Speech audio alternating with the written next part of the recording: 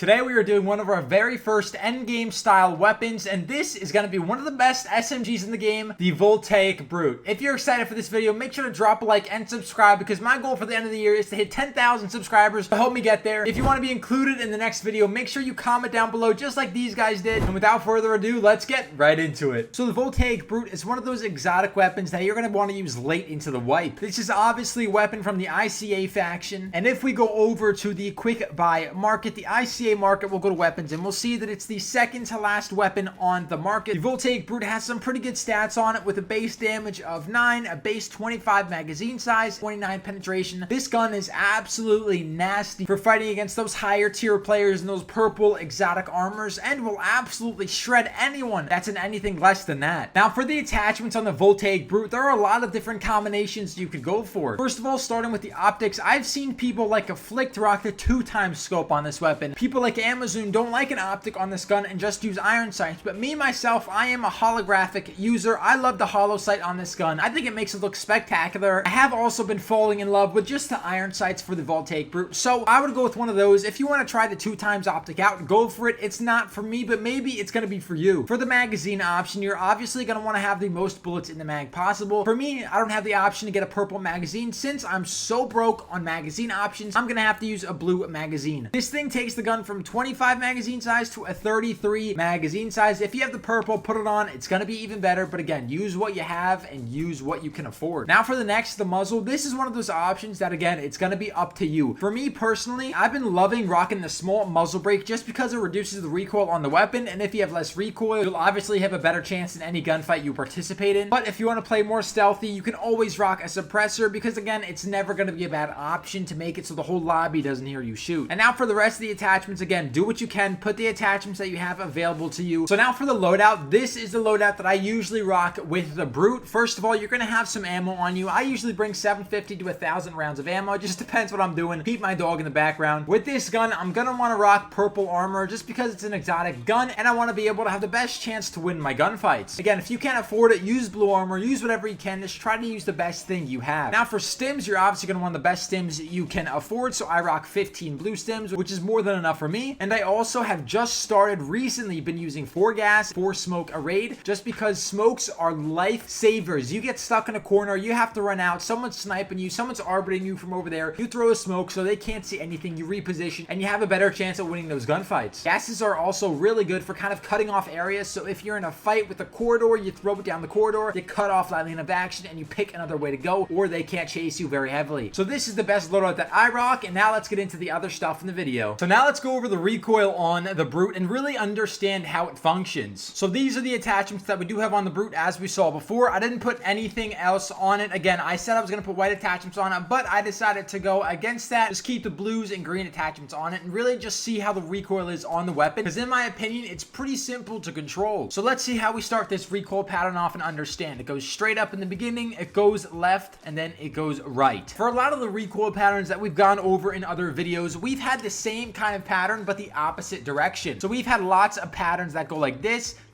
and then like this, but now we have the complete opposite. So we don't need this one. We need to copy exactly what this does right here. And this is a pretty easy recoil pattern to control, because again, a good chunk of the bullets go out in the first part of the magazine. I'm going to split it up in 3 different ways. So we have the straight part, we have the part that goes to the left, then we have the part that goes to the right. So since we start with 33 bullets in the mag, this bottom portion right here, right underneath this red line, goes until 22 bullets. So at 22 bullets, the bullets start going towards the left.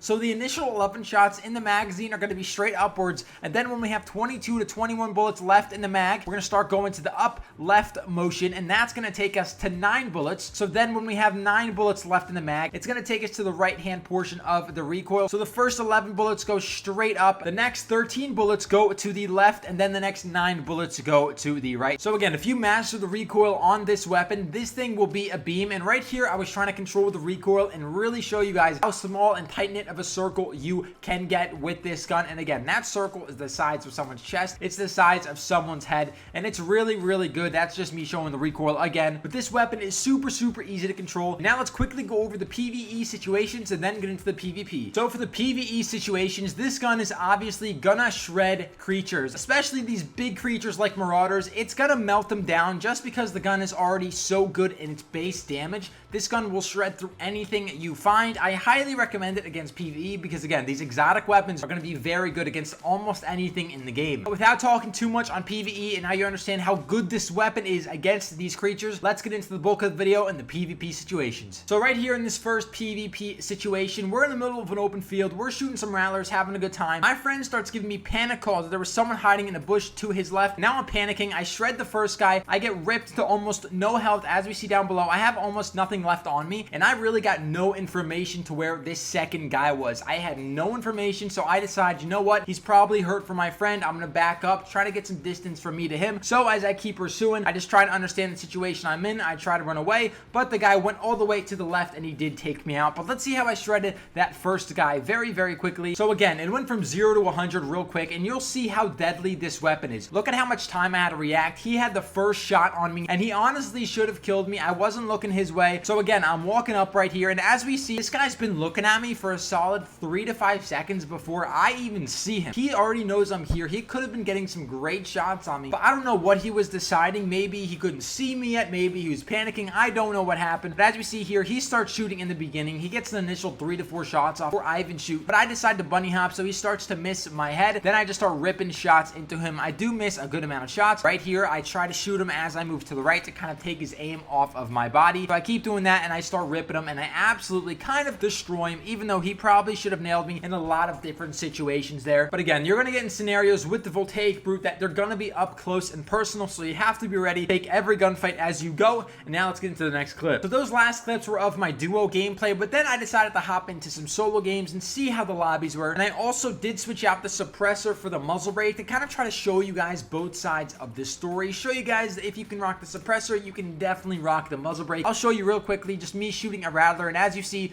my recoil is very, very well controlled. It's up to you again how you want to rock the gun, but we'll see here. Panic ensues very shortly because I heard some movement behind me. I can't see him yet, but I just try to analyze my situation, try to see where he is. I really had no eye on him. As I'm analyzing the situation, I see him behind the tree right here, and I have to understand that he's probably going to have an AR-55, and from this distance, the Voltaic Brute still is going to shred these guys. But since he saw me first, he's already aimed down sights on me. It's going to be a bad situation for me, so I have to get some good initial shots off, make him panic, so then I start to push him because he's definitely low. I managed to get some good shots on him. I have to reload, so I just start moving and dodging, and then I absolutely smoke him right there. I honestly should have died again. I get that initial damage that really helps me in this gunfight, so I decide to push up off of the damage, and I get some good shots on him. And again, I ran out of ammo, so I had to bob and weave and make sure I get the kill, because the last thing I want to do on video is die to a guy in white armor. That would be embarrassing, and again, if it happened, I would show ya. That's why in these situations, you have to play dynamically, understand that situations won't go your way at all times. Here, I ran out of ammo, I had to bob and weave, and I had to do my thing. So right here's another situation, and I'm going to show you guys exactly what not to do when you're fighting a brute or an SMG. So as I'm over here, I hear someone to my right. I just saw him for a split second. If you saw that, I didn't see him, but then I heard him throw a gas grenade right here. He starts to chuck it, and I'm very confused. I'm thinking, why are you throwing a gas grenade at me? So I peek over him, and I just absolutely shred him. He really had no chance. He hit me for nothing. But again, in this situation, when you're fighting an SMG, he should have understood that once he heard the gun, once he saw me running up, he should have saw my loadout, and he should have pushed underneath this platform right here, so he would have had some cover. But again, he's standing in the open. He gassed the completely wrong spot. He gassed behind me, which helped him in no way at all. And where he was, I got some really, really free shots on him. So right there, don't do what that guy did, because if you're fighting an SMG with an SMG, you're going to have some difficulty, especially if it's against the Voltaic Brute. But this brute needs no explanation. We all know how filthy this weapon is, but if you enjoyed the video, make sure you leave a like, subscribe, and I'll see you in the next one. Adios.